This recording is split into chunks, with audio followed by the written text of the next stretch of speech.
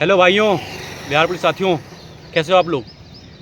आप लोग की तैयारी उम्मीद है बहुत अच्छी चल रही होगी यार, और आप लोग अपने रिविजन्स पे अच्छे से ध्यान दे रहे होगे यार।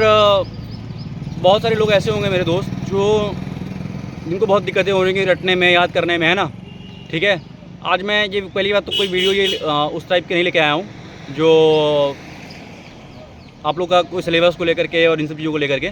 ये वीडियो वैसी नहीं है, तो जिनको सिलेबस देखना हो तो भाई स्किप कर सकते हैं इसको। बाकी यार ये सिलेक्शन के लिए है, जो आप लोग को दिक्कतें आ रही हैं, जो प्रॉब्लम्स आ रही होगी, जो मैंने फेस की थी अपने एग्ज़ाम्स टाइम में, और जो आप लोग को करना चाहिए, ठीक है, अब करना चाहिए, अब स्टार्ट कर देना चाहिए उस चीज़ को। तो यार पहली चीज़ ये है कि आप लोग में से बहुत सारे लोग अभी सिलेबस कंप्लीट नहीं होगा, बहुत सारे लोगों का, जैसा कि मैं एक्सपेक्ट कर रहा हूँ हो भी गया होगा, ठीक है, लेकिन मोस्टली तो नहीं हुआ था सिलेबस कंप्लीट, किसी का भी, मेरा भी नहीं हुआ था भाई। तो यार ऐसे में अगर आपको सिलेक्शन चाहिए तो आपको न्यू चीज़ें नहीं पढ़नी है। न्यू चीज़ें कहने का मतलब जो चीज़ें ऐसा है कि बिल्कुल ही मतलब आपको ये लगता है कि शायद ये आ जाए, है ना? अभी तो पढ़ना ही है, अभी तो लगभग इस महीने पूरा ये जो जून का महीना है ये पूरा पढ़ना है आपको, ठीक है? अलग अलग चीज़ें पढ़नी है, लेकिन आप कभी वो चीज़ें मत पढ़ना कि शायद ये आ जाए, ठीक है?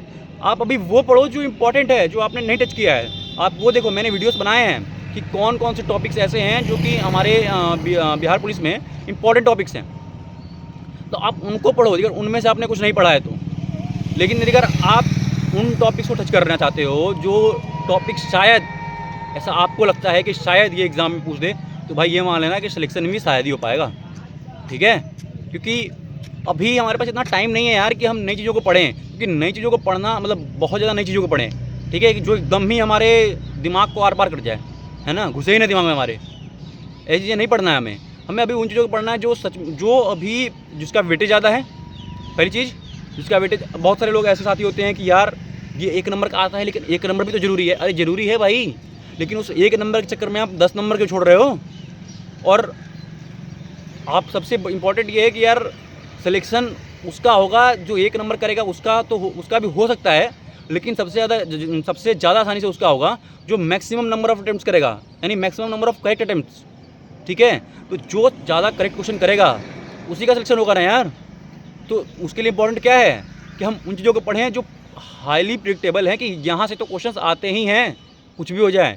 अगर आपने उनको नहीं पढ़ा तो बाकी को टच मत करो। पहली चीज़ ये हो गई, ठीक है? दूसरी चीज़ ये हो गई कि आपको सिर्फ इस महीने पढ़ना है। टारगेट ये लेके चलो, आप अपना सिलेबस उस हिसाब से डिज़ाइन करो कि मुझे, क्योंकि यार मैं आपका सिलेबस डिज़ाइन नहीं करवा सकता, क्योंकि मुझे नहीं पता है यार। मैं सिलेबस बता सकता हूँ कि ये सिलेबस है, आपको ये टॉपिक पढ़ने हैं। अब आपको पता है कि आपने उसमें से कितना पढ़ चुके हो, आपको कितना पढ़ना है, और आप कितने घंटे बैठ के पढ़ सकते हो, आपकी क्षमता कितनी है आपको पता है, ठीक है?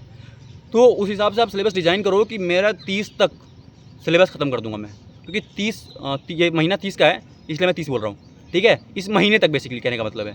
और अगले 13 दिन, क्योंकि 13 दिन तो नहीं बचेंगे, 12 दिन बचेंगे हमारे, क्योंकि 13 को हमारा एग्ज़ाम है, या शायद 12 भी नहीं बचेगा, 11 दिन बचेगा, क्योंकि 12 को हो सकता है कि किसी का सेंटर दूर हो या किसी का कहीं कहीं हो, तो वो एक दिन पहले चला जाए, या फिर एक दिन पहले ना पढ़ने में मन भी नहीं लगता, ठीक है?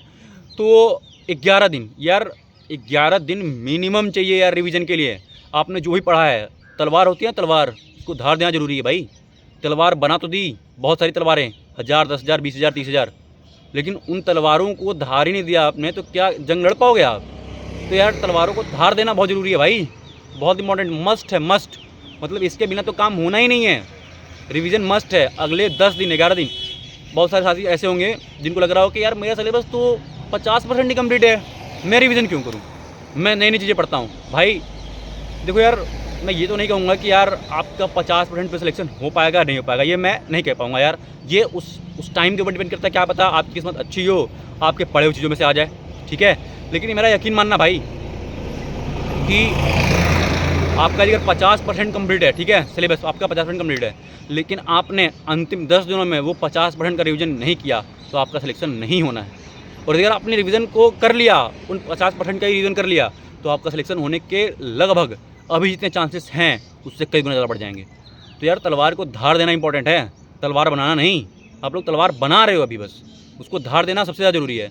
तो ये 2 चीज़ें फॉलो करना, नहीं फॉलो करोगे भाई नहीं हो पाएगा यार। सॉरी दोस्त, आप कुछ भी कर लो, किसी से पढ़ लो, कोई टीचर फॉलो कर लो, कोई बुक फॉलो कर लो, कोई नोट्स फॉलो कर लो, कोई मतलब नहीं है उसका। तो अभी आप अपना सिलेबस खुद से डिज़ाइन करो कि मैं अगले 30 तारीख तक कितने घंटे पढ़ करके, कौन कौन से सब्जेक्ट पढ़ करके, कौन कौन से टॉपिक्स पढ़ करके अपने सिलेबस को लगभग अपनी तरफ से ख़त्म कर दूँगा। ठीक है, सिलेबस तो हर किसी के साथ अलग अलग होगा ना। कोई पूरी की पूरी लूसेंट खत्म कर रहा होगा, कोई पूरी लक्ष्मीकांत खत्म कर रहा होगा, उसके हिसाब से सिलेबस वो होगा। तो नहीं, आपके हिसाब से एक सिलेबस क्या होता है, जो बहुत सारे लोग, मैंने बताया है यार भाई, और भी आप लोग का जो भी आइडियल्स होंगे, जो भी टीचर्स होंगे, उन्होंने बताया होगा कि ये सिलेबस है बिहार पुलिस का। उसके हिसाब से आप लोग का सिलेबस 30 तारीख तक आप कितने घंटे पढ़ करके, कौन कौन सा सब्जेक्ट पढ़ करके कंप्लीट कर रहे हो, पहला चीज़ वो इंपॉर्टेंट है। और ख़त्म करना है इसी महीने में। अगले महीने में आपका टॉपिक किधर बच गया, आपने अभी डिज़ाइन किया था कुछ सिलेबस, मान लेते हैं अभी 100% डिज़ाइन किया सिलेबस को, आपका 80% सिलेबस बच गया भाई, नहीं पढ़ना है उसको 1 तारीख से, बिल्कुल नहीं पढ़ना है। जो 20% पढ़े हो ना अभी इस महीने में, पूरे इस महीने में भाई, उसी को रिवीजन कर लेना।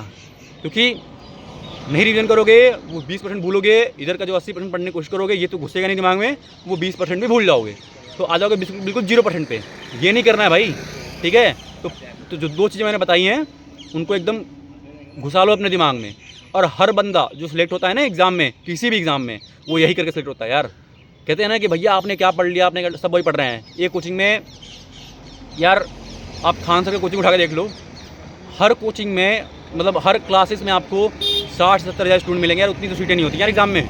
आप किसी एग्ज़ाम में उठा के देखो लो, किसी एग्ज़ाम में उठा के देख लो, है सीटें उतनी, लेकिन बंदे पढ़ रहे होते कितना यार। और बड़े कंपटीशन में 40 लाख 50 लाख फॉर्म गिरते हैं ना।